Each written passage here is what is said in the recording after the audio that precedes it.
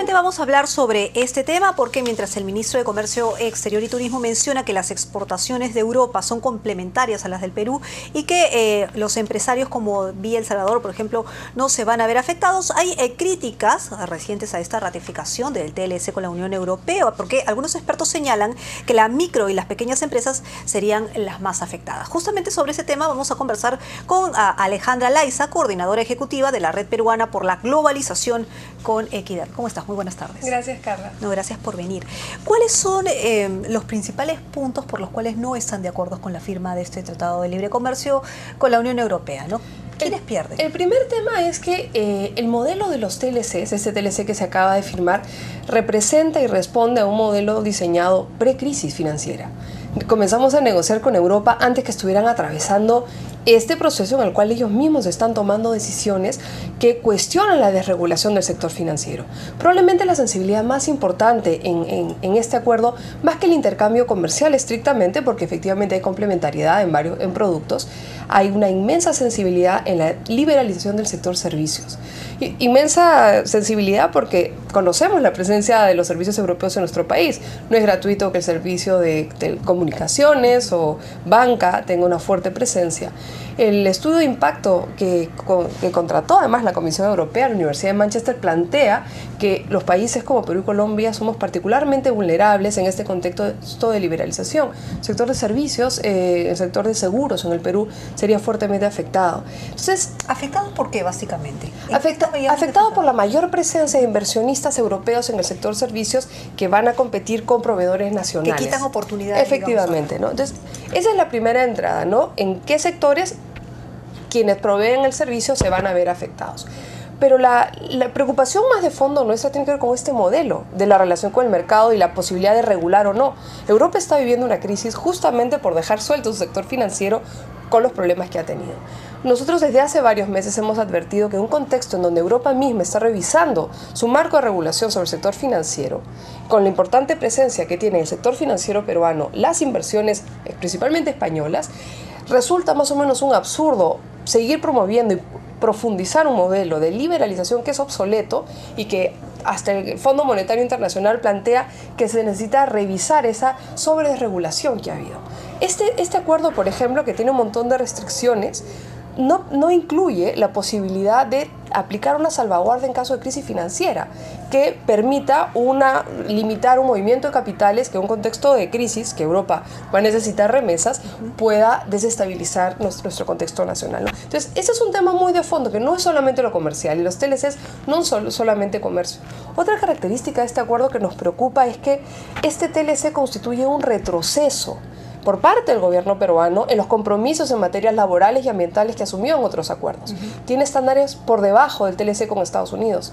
Como por ejemplo, ¿qué tipo de...? Es muy concreto. En el TLC con Estados Unidos, por ejemplo, un sindicato, trabajadores de la agroexportación, que queremos que siga creciendo la agroexportación porque crezca con derechos, que quisieran demandar porque no se les garantiza el derecho de sindicalización en el contexto del TLC, con Estados Unidos pueden ir al mecanismo de solución de controversias, activar el mecanismo de arbitraje y generar una condicionalidad de la preferencia comercial por la garantía del derecho. En el caso del TLC con la Unión Europea, este mecanismo no existe.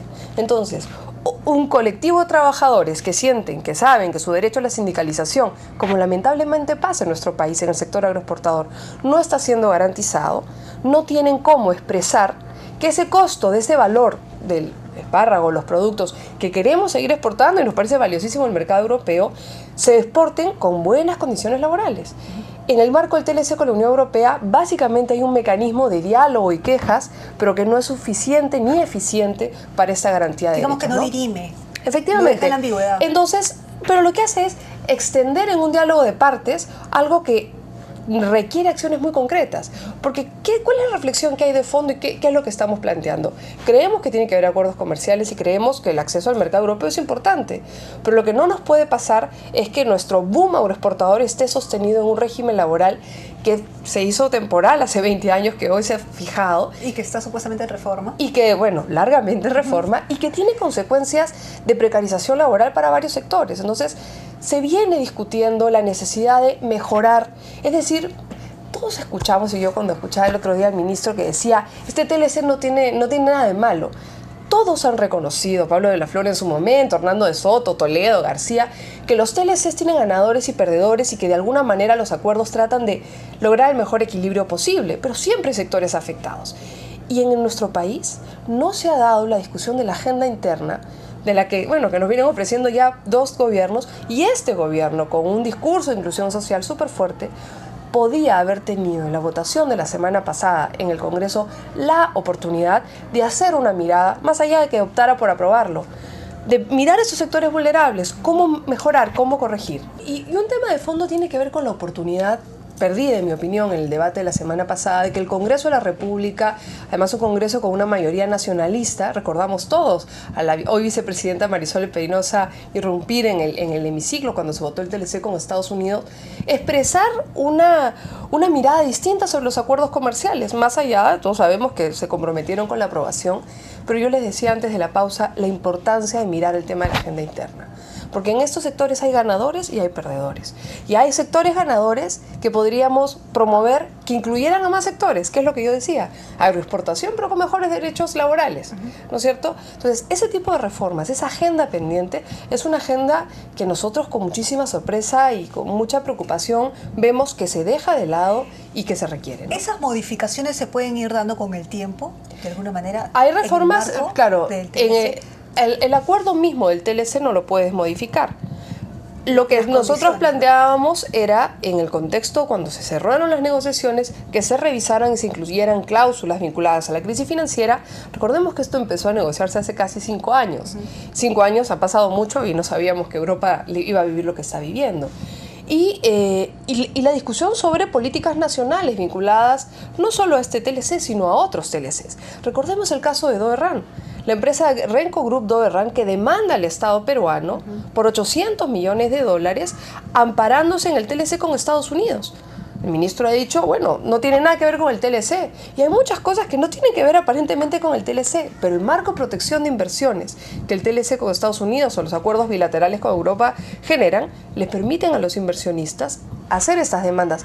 Habría que pensar si ese es el mejor marco, ese es el que queremos mantener y bueno, en este contexto se hace aún más grave, ¿no? Ahora, uno de los temas que se discutían básicamente era el respeto de los derechos humanos, pero si tú me hablas sobre un tema laboral, claro, digamos, injusticias laborales, ¿cómo entra a tallar los derechos humanos? A ver, acá hay una cosa bien interesante, ¿no? Porque con mucha expectativa, creo que no solamente del Perú, sino de mucha gente vinculada al movimiento de derechos humanos, Europa tiene una cosa que ellos llaman la cláusula democrática, que plantea la condicionalidad al total del acuerdo en el contexto de flagrantes violaciones de derechos humanos. Esa cláusula democrática existe y la verdad es que no se ha aplicado, porque implica una decisión unilateral sobre casos de dictaduras militares, golpes de Estado y demás. Curioso que el caso, bueno, con Honduras no había ya un acuerdo, pero no se cortaron las relaciones comerciales por un contexto de golpe militar, ¿no?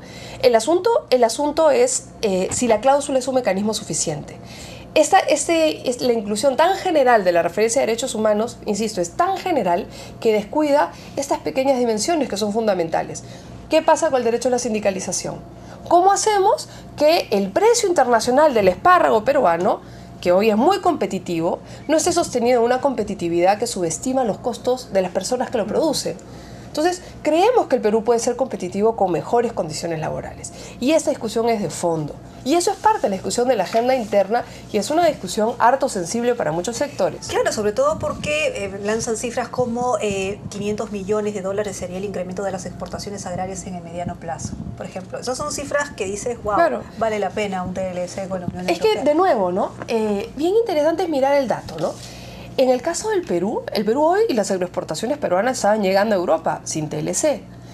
Si sumábamos lo que el sistema actual, digamos, que es el Sistema General de Preferencias, más otro mecanismo, que es el NMF, permitía que casi el 90% de nuestras exportaciones lleguen al mercado europeo sin pagar aranceles. Obviamente es una gran oportunidad. Y no necesitaba el TLC. Europa tenía que pagar aranceles. Todo lo que entraba de Europa pagaba aranceles. Pero ahora hay libertad de aranceles. Entonces ahora, claro, pero ahí que viene el otro tema. Hay libertad de aranceles, pero en algunas partidas no está definido de esa manera.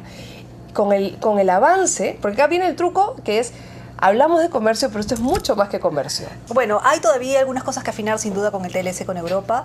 Ojalá se discutan esos temas, pero ha quedado pendiente la discusión de un TLC con la India y leí también por ahí la posibilidad de hacerlo con Cuba. ¿Eso funcionaría? En realidad hay un TLC en negociación que es mucho más sensible, que es lo que se llama el TPP, es el Acuerdo Transpacífico. Es una especie de gran TLC entre países que ya tenemos TLC, es decir, profundiza, va mucho más allá en temas muy sensibles como los que ya conocemos y que es la base del acuerdo comercial para toda la región APEC. Entonces, en este contexto, yo creo que el gobierno tiene una oportunidad para caminar en una perspectiva de acuerdos comerciales, pero comenzar a pensar si este modelo de acuerdo comercial es lo que más nos sirve. Un ejemplo muy concreto que sirve para el caso europeo y en general. Nosotros en los TLCs estamos asumiendo capítulos de propiedad intelectual súper duros. Tienen un impacto en el acceso a medicamentos, tienen limitaciones y consolidan una dependencia de la innovación y sobre todo en los países desarrollados. En ninguno de los TLC se ha logrado incluir una perspectiva que defienda intereses peruanos en propiedad intelectual, como por ejemplo la prohibición de patentes de recursos biológicos obtenidos indebidamente. Esa es una posición fuertísima que debiera tener el Perú porque ese es un interés ofensivo.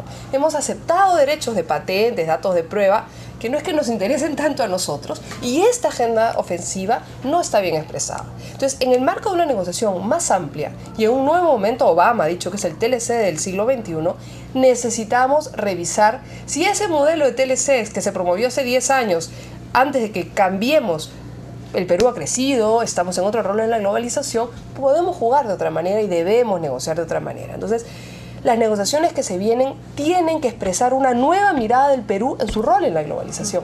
Creemos que ahora eso y con la Unión Europea no se ha expresado. Estamos consolidando un modelo de dependencia que no es el mejor y que no genera las oportunidades para los potenciales que tenemos como país. Bueno, vamos a seguir revisando el tema sin duda más adelante, pero muchísimas gracias, Alejandra, por haber venido. Estábamos conversando con Alejandra Laiza, coordinadora ejecutiva de la Red Peruana por una Globalización con Equidad, algunas críticas, ¿no es cierto?, a la reciente ratificación del TLC con la Unión Europea y nos contaba exactamente cuáles son, pues, algunas desventajas para algunos empresarios.